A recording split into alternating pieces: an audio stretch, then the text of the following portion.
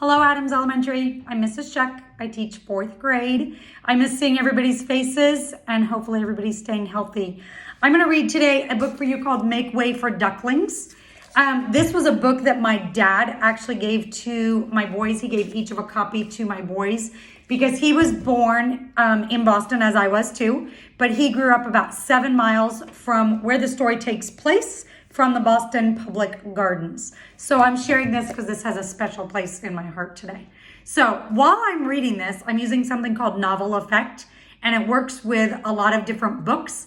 And while you read, it makes sound effects. The students in my class have already listened to this before, not this story, but we've used it several times in my classroom. So it's just kind of fun that it adds some special effects in the background. So I hope that you'll be able to hear that. So Make Way for Ducklings. And this is by Robert McCloskey. So he's written tons of other books too. So here we go.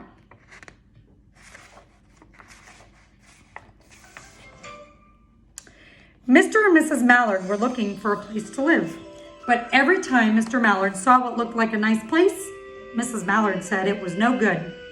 There were sure to be some foxes in the woods or turtles in the water, and she was not going to raise a family where there might be foxes or turtles. So she flew on. When they got to Boston, they felt too tired to fly any further. There was a nice pond in the public garden with a little island on it. The very place to spend the night, quacked Mr. Mallard. So they flapped down. Next morning, they fished for their breakfast in the mud at the bottom of the pond. But they didn't find much.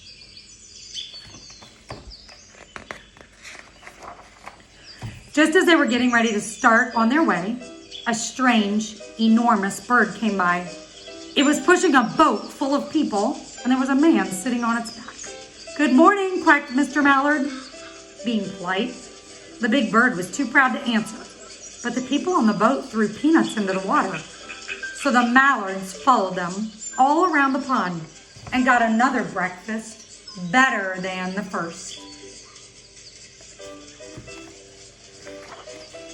"I like this place," said Mrs. Mallard as they climbed out on the bank and waddled along. "Why don't we build a nest and raise our ducklings right in this pond? There are no foxes and no turtles, and the people feed us peanuts. What could be better?" "Good," said Mr. Mallard, delighted that at last Mrs. Mallard had found a place that suited her. But, "Look out!" squawked Mrs. Mallard, all of a dither. "You'll get run over." And when she got her breath, she added, "This is no place for babies. With all those horrid things rushing about, we'll have to look for someplace else." So they flew over Beacon Hill and round the State House, but there was no place there.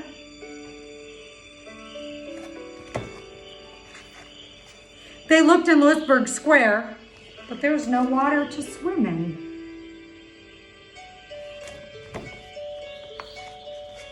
Then they flew over the Charles River. "This is better," quacked Mr. Mallard. "That island looks like a nice quiet place, and it's only a little way from the public garden." "Yes," said Mrs. Mallard, remembering the peanuts. "That looks just like the right place to hatch ducklings."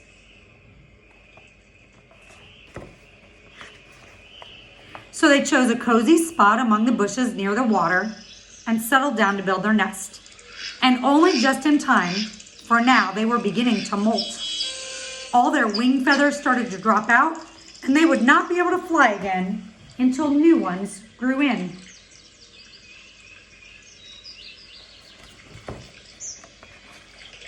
But of course they could swim, and one day they swam over to the park on the riverbank, and there they met a policeman called Michael.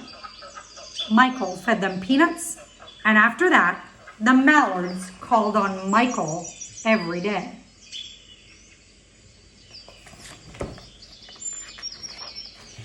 After Mrs. Mallard had laid 8 eggs in the nest, she couldn't go visit Michael anymore because she had to sit on the eggs and keep them warm. She moved off the nest only to get a drink of water or to have her lunch, or to count the eggs and make sure they were all there.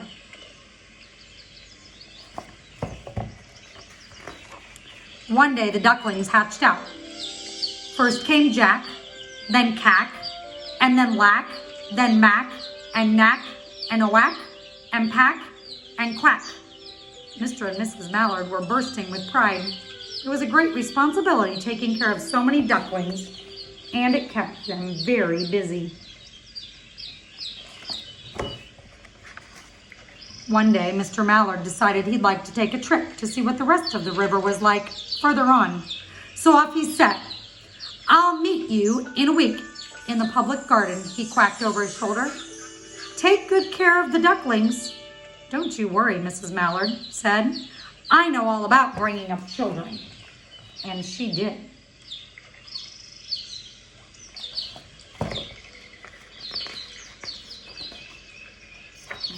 She taught them how to swim and dive.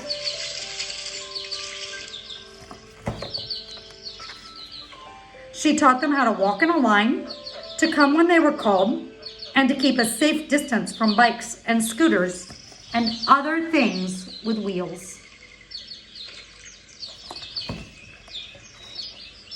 When at last she felt perfectly satisfied with them, she said one morning, "Come along, children, follow me."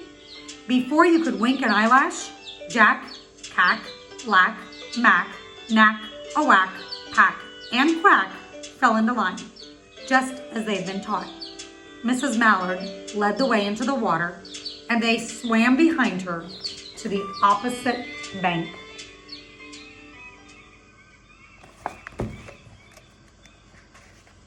There they waded ashore and waddled along till they came to the highway.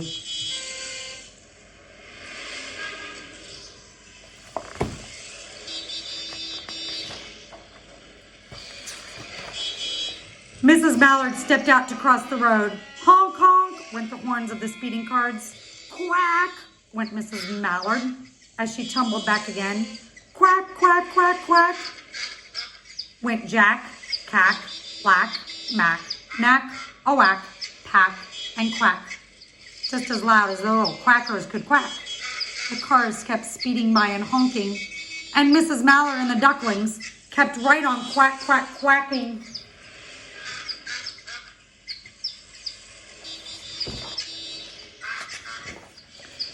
They made such a noise that Michael came running, waving his arms and blowing his whistle.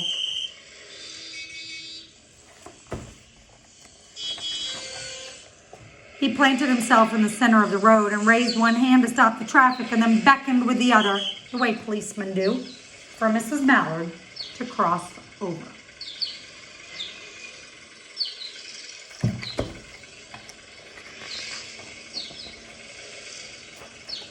As soon as Mrs. Mallard and the ducklings were safe on the other side and on their way down Mount Vernon Street, Michael rushed back to the police booth.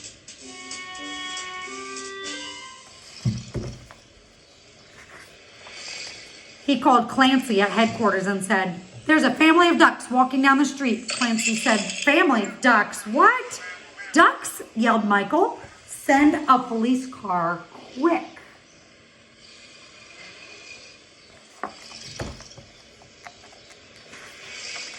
Meanwhile, Mrs. Mallard had reached the corner bookshop and turned into Charles Street with Jack, Cack, Lack, Mack, Knack, Owack, Pack, and Quack, all marching in a line behind her.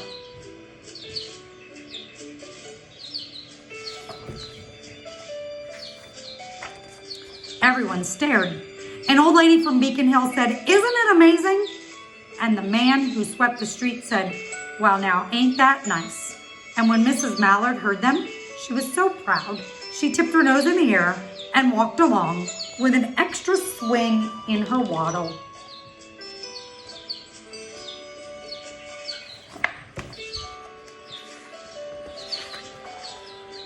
When they came to the corner of Beacon Street, there was a police car with 4 policemen that Clancy had sent from the headquarters.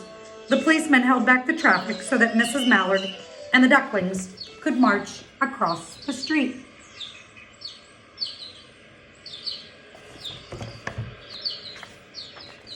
right on into the public garden.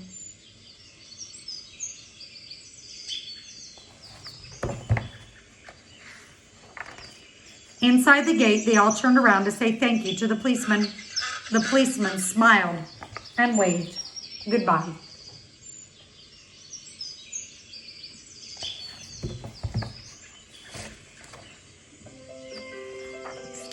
When they reached the pond and swam across the little island, there was Mr. Mallard waiting for them, just as he had promised.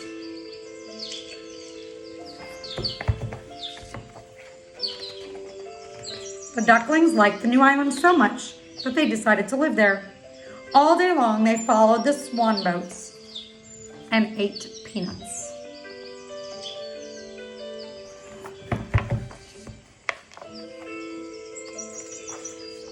And when night falls, they swim to their little island and go to sleep.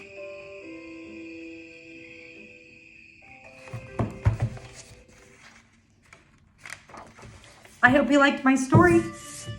Have a good weekend. See you later.